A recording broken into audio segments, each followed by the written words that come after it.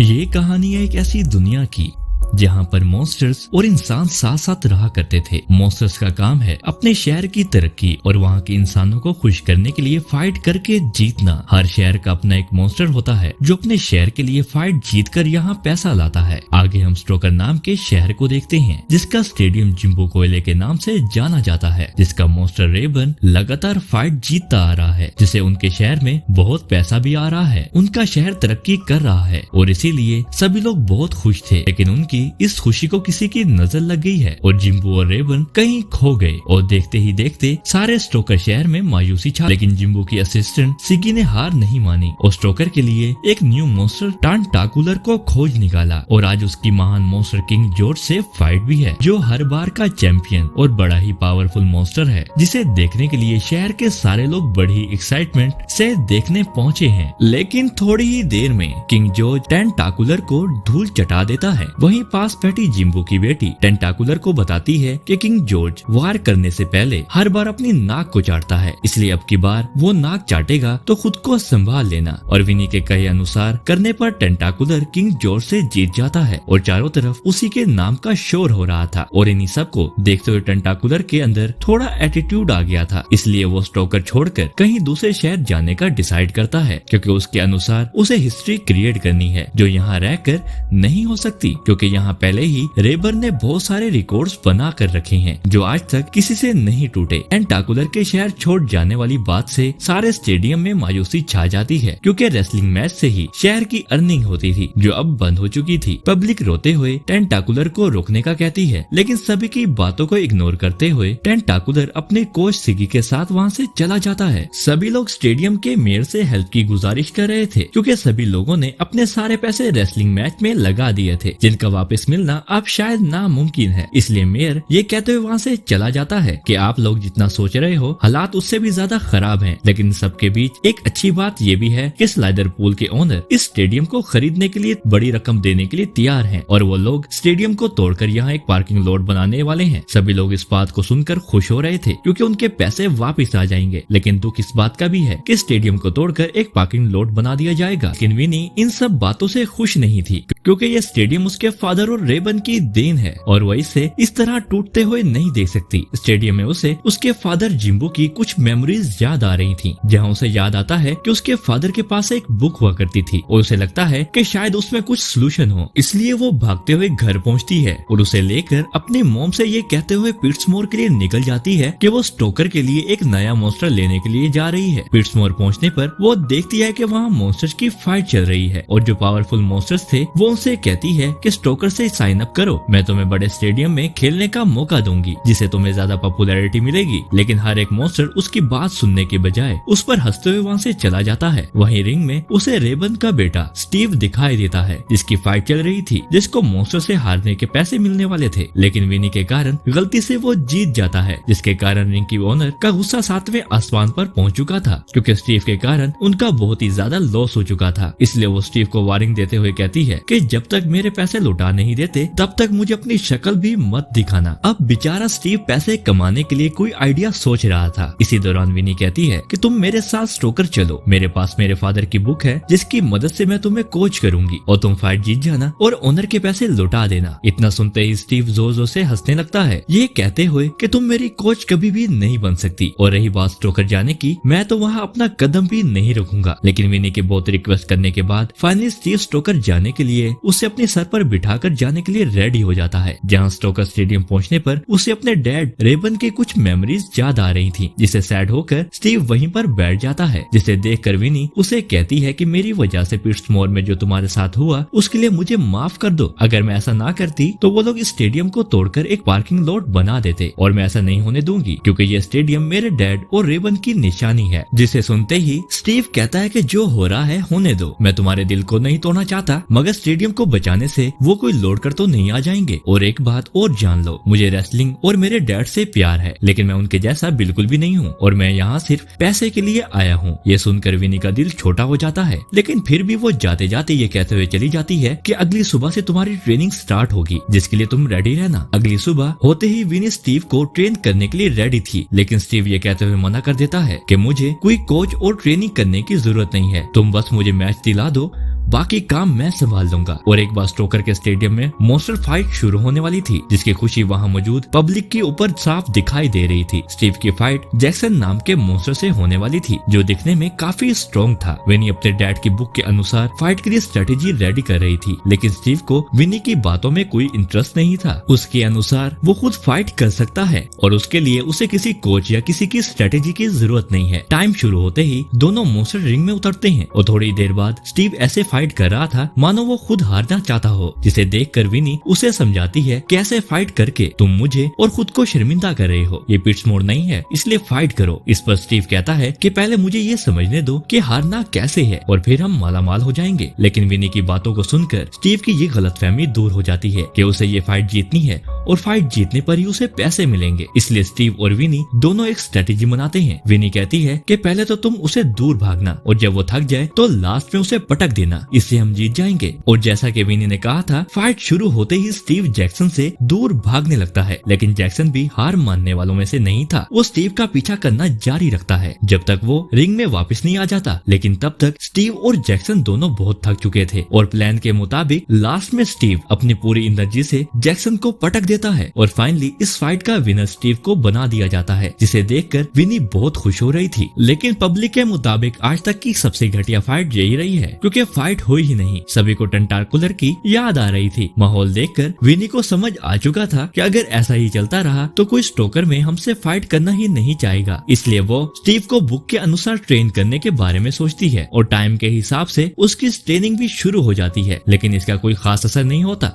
Steve training के दौरान पूरी तरह से फेल रहा, जिसे विनी बहुत ही ज्यादा निराश हो चुकी थी। उसे कोई आइडिया ही नहीं आ रहा था कि अब वो क्या करे। विनी स्टीव को उसके डैड रेवन की कुछ ओल्ड फाइट वीडियोस दिखाती है कि वो किस तरह फाइट करते थे और तुम्हें भी उनके जैसे ही बनना है। लेकिन स्टीव ये कहते हुए साफ मना कर देता है कि मैं अपने डैड की तरह बिल्कुल भी नहीं हूँ और ना ही बनना चाहता हूँ, और शायद यही सबसे बड़ा रीजन था मेरा स्टोकर छोड़ने का, और इसी कारण मैं स्टोकर वापस नहीं आना चाहता था कि सभी लोग मुझसे मेरे डैड की तरह बनने को कहेंगे, जो मुझे बिल्कुल भी पसंद नहीं है। विनी चाहती थी कि स्टीव एक अच्छा मॉन्स्टर फाइटर बने, लेकिन स्टीव को इन सब में कोई खास इंटरेस्ट नहीं था। स्टीव के मुताबिक उसका कुछ भी करने का मन नहीं है, उसे तो बस सोना और नाचना पसंद है, और इसीलिए उन दोनों के बीच थोड़ी बहस भी हो जाती है। और आखिर विनी को आइडिया आता है कि स्टीव को डांस करना पसंद है, तो क्यों ना उसे डांस करने के दौरान ही फाइट सिखाई जाए। और फिर क्या था, डैड की बुक की हेल्प से डांस करने के दौरान ही विनी स्टीव को ट्रेन कर रही थी और इसका रिजल्ट भी अच्छा मिल चुका था, और इसी कारण स्टीव की अगली फाइट भी शुरू हो चुकी थी। लेकिन फास्ट और एनर्जेटिक होने के कारण वो मॉन्स्टर स्टीव को अपनी सातों पुश्तें याद दिला देता है और थक हार कर स्टीव विनी के पास हेल्प के लिए पहुंचता है। तब विनी उसे कुछ डांसिंग स्टेप के बारे में बताती है, जिनकी मदद से स्टीव इस फाइट को जीत जाता है। लेकिन इस बार भी पब्लिक को स्टीव की जीत से कोई खास खुशी नहीं होती, क्योंकि लोगों के मुताबिक ये सबसे घटिया फाइट रही है। लेकिन फिर भी स्टीव की ट्रेनिंग कंटिन्यू चल रही थी और देखते ही देखते एक के बाद एक स्टीव की फाइट चल रही थी और हर एक मैच का विनर स्टीव को ही बनाया जा रहा था। एक न्यूज एंकर से लाइव के दौरान मार्कस नाम का न्यूज एंकर उसे कहता है कि ये रेसलिंग कम और डांस कंपटीशन ज्यादा लग रहा है। तो इस पर विनी कहती है कि अगर ये रेसलिंग नहीं है तो हम रेगुलर कैसे जीत रहे हैं। हम अपने अगले मैच के लिए रेडी हैं और किसी भी मॉन्स्टर से लड़ने के लिए भी हम रेडी हैं, और अगर कोई मॉन्स्टर हमसे फाइट करना चाहता है तो स्टोकर के स्टेडियम में आ सकता है। उन लोगों की ये सब बातें टेंटाकुलर भी सुन चुका था, जो स्टीव से फाइट करने का डिसाइड भी कर चुका था। विनी के पास कॉल आता है कि स्टीव की अगली फाइट किंग जॉर्ज के साथ होगी, जिसे सुनकर विनी खुश हो रही थी क्योंकि उन्हें इसके पैसे जो मिलने वाले थे। लेकिन स्टेडियम पहुंचने पर उन्हें पता चलता है कि स्टेडियम तो खाली किया जा रहा है ताकि उसे बम से उड़ा सके, और इसके ऑर्डर्स भी आ चुके थे। विनी उस लेडी से रिक्वेस्ट करती है कि आपको ये जगह बेचने की कोई जरूरत नहीं है, क्योंकि हमें स्टोकर में मैच खेलने का ऑफर आया है। लेकिन लेडी उसे ये कहते हुए मना कर देती है कि बहुत देर हो चुकी है और थोड़ी ही देर में मेयर स्टेडियम में एक कॉन्ट्रैक्ट साइन करने वाले हैं, जिसे रोकने के लिए विनी भागते हुए रिंग की तरफ आती है, जहां पर स्टेडियम के मेयर के साथ साथ टेंटाकुलर भी मौजूद था। विनी सभी को रोकते हुए कहती है कि स्टोकर के पास एक नया चैंपियन रेसलर है, जिसका मैच सारा स्टोकर शहर देखेगा, क्योंकि उसकी अगली फाइट किंग जॉर्ज से है। वहीं पास खड़ा टेंटाकुलर ये सब सुनकर बहुत हंस रहा था। उसके मुताबिक उसे बहुत बुरी तरह हारने के बाद उसे नहीं लगता कि वो दोबारा रिंग में आने की सोचेगा। स्टोकर स्टेडियम टूटने वाला है और इसके साथ ही मेरा सपना भी सच हो जाएगा, क्योंकि मैं स्टेडियम को टूटते हुए देखना चाहता हूँ, क्योंकि मैं चाहे कितनी ही चैंपियनशिप जीत कर दिखा दूं, कुछ लोग बस यही कहते हैं कि मैं रेबन जैसा नहीं हूँ। मैंने सोचा कि क्यों ना उसका नामो निशान ही मिटा दूं। और इतना कहने के बाद वो स्टीव की गर्दन को जोर से पकड़कर उसे बहुत दूर फेंक देता है, जिसे देखकर विनी उसे रिक्वेस्ट करती है कि प्लीज ऐसा मत करो, वो स्टेडियम इस शहर के लिए सब कुछ है और इसे हमसे मत छीनो। लेकिन विनी की सारी बातों को इग्नोर करते हुए टेंटाकुलर कॉन्ट्रैक्ट पर साइन लेकर वहाँ से चला जाता है। लेकिन विनी अपने डैड के असिस्टेंट सिगी से कहती है कि डैड और तुम्हारा बनाया हुआ स्टेडियम को ये बर्बाद कर रही है, इससे तुम्हें कोई फर्क नहीं पड़ता क्या? इस पर शिगी कहता है कि मैं तुम्हारे डैड की बहुत इज्जत करता था, उन्होंने रेबन को बहुत कुछ सिखाया और अब मेरी बारी है टेंटाकुलर को सिखाने की, और तुम डांसिंग को छोड़ दो। और अच्छा हुआ ये सब देखने के लिए जिम्बू यहाँ नहीं है। ये सब सुनकर विनी को बहुत हर्ट होता है और वो वहीं बैठकर रोने लगती है और रोते हुए स्टीव से कहती है कि अब हमारे पास बहुत पैसे हैं और इसीलिए तुम लेडी बेल के पैसे लौटा दो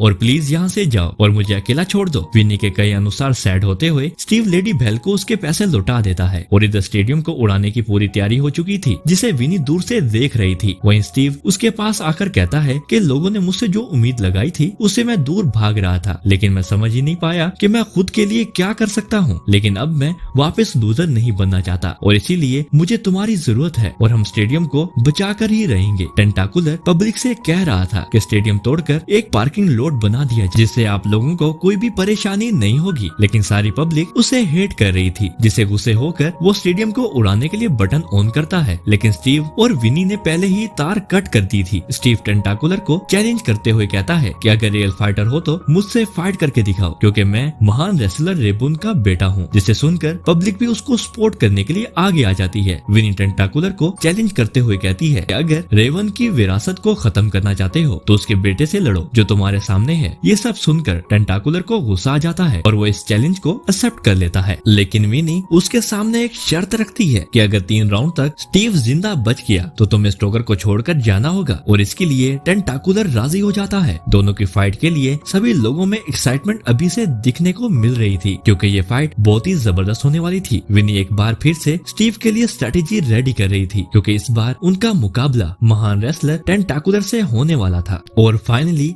वो दिन आ चुका था जब ये दोनों एक दूसरे के सामने थे, जिनकी फाइट देखने सभी लोग स्टेडियम में मौजूद थे। धमाकेदार एंट्री के साथ सभी लोग स्टीव का वेलकम कर रहे थे। वहीं टेंटाकुलर अलग ही अपने एटीट्यूड के साथ आ रहा था। लेकिन इसी दौरान स्टीव थोड़ा नर्वस होते हुए विनी से कहता है कि मुझे डर लग रहा है और मुझे नहीं लगता कि मैं ये कर पाऊंगा, क्योंकि मैं मेरे डैड जैसा नहीं हूँ। इस पर विनी उसे रिलैक्स करते हुए कहती है कि उनके जैसा बनना भी तो नहीं है, तुम जैसे हो वैसे ही ठीक हो। याद रखना कि तुमने बस 3 राउंड तक जिंदा रहना है। और इसी के साथ फाइट शुरू हो जाती है। टेंटाकुलर स्टीव को मारने के लिए हर नाकाम कोशिश कर रहा था, लेकिन हर बार किसी न किसी कारण स्टीव बच रहा था। और इसी तरह लेकिन सेकंड राउंड में टेंटाकुलर स्टीव की सारी हरकतें जान चुका था और इसी कारण वो स्टीव की बहुत ही ज्यादा धुलाई भी करता है। और अब लास्ट राउंड बाकी था, जिसके शुरू होते ही स्टीव विनी के द्वारा बनाई स्ट्रेटेजी के साथ एक बार फिर रिंग में आ चुका था और फाइट शुरू होती है। दोनों मॉन्स्टर एक दूसरे पर हावी हो रहे थे। कभी टेंटाकुलर स्टीव को धो रहा था, कभी स्टीव टेंटाकुलर पर हावी हो रहा था। लेकिन फाइट के लास्ट में स्टीव के एक तकड़े वार से दोनों मॉन्स्टर जमीन पर आ गिरते हैं। इसमें टेंटाकुलर वापस खड़ा हो चुका था, लेकिन स्टीव अभी भी बेहोश था, जिसे देखकर टेंटाकुलर खुद को ही विनर मानने लगा था। लेकिन पब्लिक के शोर के कारण एक बार फिर स्टीव मैदान में था और एक लास्ट वार के कारण टेंटाकुलर जमीन पर आकर गिर चुका था। और इसी के साथ स्टीव एक बार फिर विनर बन चुका था, जिसकी जीत का शोर चारों तरफ गूंज रहा था। शिगी विनी को सॉरी कहते हुए टेंटाकुलर को लेकर वहाँ से चला जाता है और अब पब्लिक भी स्टीव के साथ डांस का मजा ले रही थी। और इसी के साथ ये धमाकेदार मूवी यहीं खत्म हो जाती है। तो कैसी लगी वीडियो कमेंट में जरूर बताएं। जब तक के लिए टेक केयर।